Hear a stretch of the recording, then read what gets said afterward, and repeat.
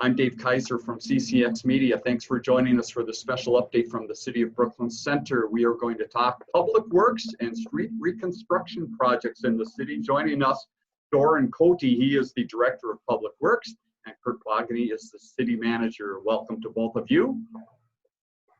Thank you.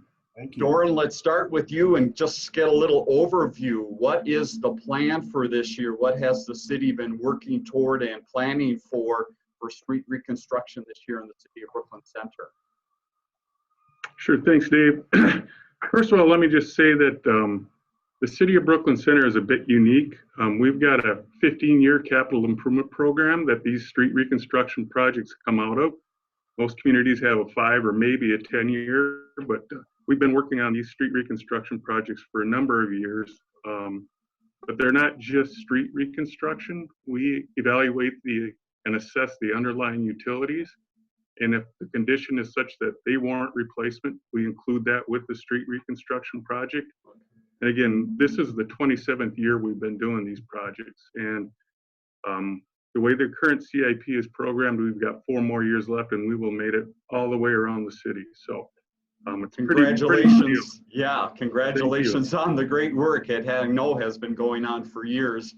Looking at this year, at 2020, there are a couple projects we need to let residents know about, and they've received a lot of information. Give us a little update and reminder once again. Where are you focusing on this year? Yeah, so this year, actually, we started a project in 2019, and actually it was started by the city, initiated by the city council in May of 2018, and that's the interstate area. And this is an area that's east of DuPont, north of 59th Avenue, west of I-94. And again, phase 1 of that project started last year. The council awarded a contract to SR Wiedema out of Dayton, Minnesota, back in June of last year, and they finished the easternmost part of that project. And right now, after a slight delay, they are underway in that project area again this year. The other project area is the Grandview area, and that's just to the west of this neighborhood. So it's west of DuPont, north of 59th, and east of Highway 100. And this project, because of the strident process we have to go through by statute, number of hearings and so on and so forth, that one was initiated by the City Council of May of last year, and a council was awarded to R.L. Larson in February. And that is the 27th year, represents the 27th year of street reconstruction in the city. Just for giggles, I went back and looked at a 10-year-old CIP, the last one I could get my hands on. Right. And these 2 projects were programmed for 2019 and 2020 in that 2010 capital improvement program. So very good. We've been abiding by that program pretty well. The process is going ahead. Go right ahead. What I was going to say is, just as a measure of magnitude, these 2 projects together encompass about 400 properties individually. So a big job this year, and you mentioned a little bit of a delay. Curt, let's talk a little bit about that delay. Tell us about that process, and I know that COVID-19 has a little bit to do of what has happened here. Give us a little recap of the delay and where we are now today. Thanks, Dave. Of course, when these projects were approved, there was no indication COVID-19 or a shelter-in-place executive order from the governor. But as we all know, several weeks ago, the governor did issue that shelter-in-place order. Of course, that order exempted construction projects of this sort as essential activities, and we were in the process of getting ready to implement the 2 contracts that had been previously approved when it came to our attention that there was some concern among some residents living within these project areas regarding some health conditions that they experienced, and the fact that the shelter-in-place order really would put them in a position where if the project started and there was lots of dust or anything of that sort, it could have a negative effect on the health conditions of those residents. When this issue became apparent to myself and to the mayor, the extent of what those concerns were, we made a decision to pause the projects. The city engineer issued a pause order, if you will, under the language of our contract, and the mayor issued a proclamation, emergency proclamation, which delayed the projects. Of course, the contractors who've been looking forward to moving forward, had some disagreement with the decision of the city to stop the projects. But we felt that it was really important to take a step back, assess the situation, and determine if there was a plausible way to go forward. I think it was on April 10th, the city council did in fact meet, discuss the project, and made a decision that it would rescind the proclamation to stop the projects and authorize the mayor and the staff and our attorneys to enter into settlement discussions with the contractors, which hopefully would allow us to move forward with the necessary health and safety mitigation practices in place. On April 12th, the city council accepted that settlement agreement and authorized the projects to move forward. And the result is that both the contractors and the city will be jointly funding some potential mitigation measures that we believe, to the probability, will assure that any residents with any potential risk, those risks can be mitigated. And so at present, the projects are underway. And in my view, the city made a wise decision in delaying the projects to assure that these extra mitigation procedures were put in place to protect the residents, while allowing a very important street reconstruction project to go forward, as Doran pointed out, a project that residents have been waiting on for a long period of time.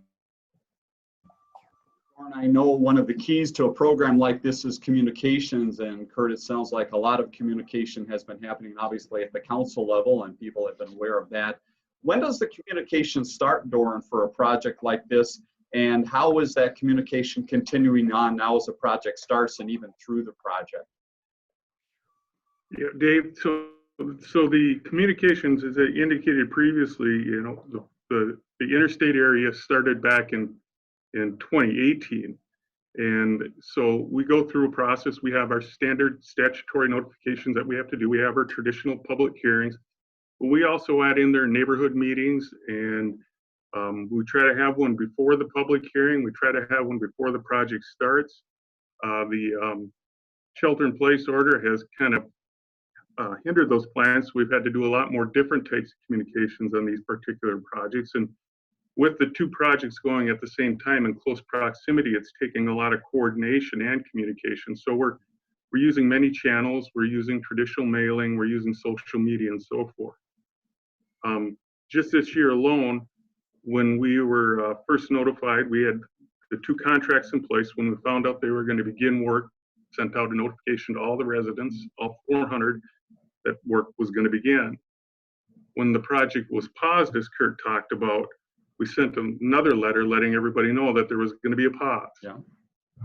So after we went through those health issue discussions Curt mentioned, and that they were raised, we then sent out a postcard to all the residents trying to seek input on any health concerns that residents may have specifically for that. After our agreement was made, we sent out another mailing notification to the residents and let them know that the project was back on, but to contact us again if they had any health concerns. Mm-hmm. And then just this week alone, we put out over 400 of these door hangers, and you may have a copy of this as well, mm-hmm. Seeking information from people of whether or not they have some health concerns. And we still want to hear from folks. So if anyone has any concerns, health concerns, particularly respiratory issues, or any other project-related questions or concerns, they can contact the engineering division at 763-569-3340. And I ask that they just press 1 and leave a message. Right now, we're pretty short-staffed. I think there's 2 of us in the office here today. Right. But everybody on the engineering staff has access to the mailbox and the voicemail box on the general numbers.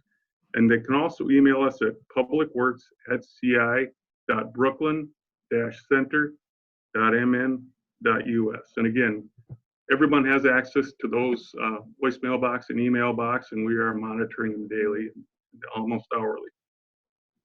As you see, the communications channels open now, even maybe more so than ever, Doran, it sounds like. So again, residents are encouraged to call those numbers, send emails, or again, cityofbrooklynCenter.org, a great place to find out all the information about what's going on in the city and some great information about COVID-19 as well. Doran, Curt, thank you very much for your time today and for the update on the Public Works project. Good luck as the summer moves along here, and I hope the project goes well, and we'll stay in touch if there are any other updates. Thanks, Dave. Dave, Yes, Curt, go ahead. I really want to reinforce the fact that if there are any residents living in those neighborhoods that have any health concerns that may be related to this project, we really want you to contact us. And the city is positioning itself to provide some level of assistance to try to mitigate any specific situations that might exist in any particular household. So we're not just calling to find out if you have a health concern, we're calling to see if there's a way that we can offer some assistance. Great information. Thank you again both for sharing the updates from Public Works in the City of Brooklyn Center. Again, cityofbrooklynCenter.org for more information. Thank you, gentlemen. Have a great rest of the day. Thanks, you too. Learn more about The Connection at ccxmedia.org and follow us on social media.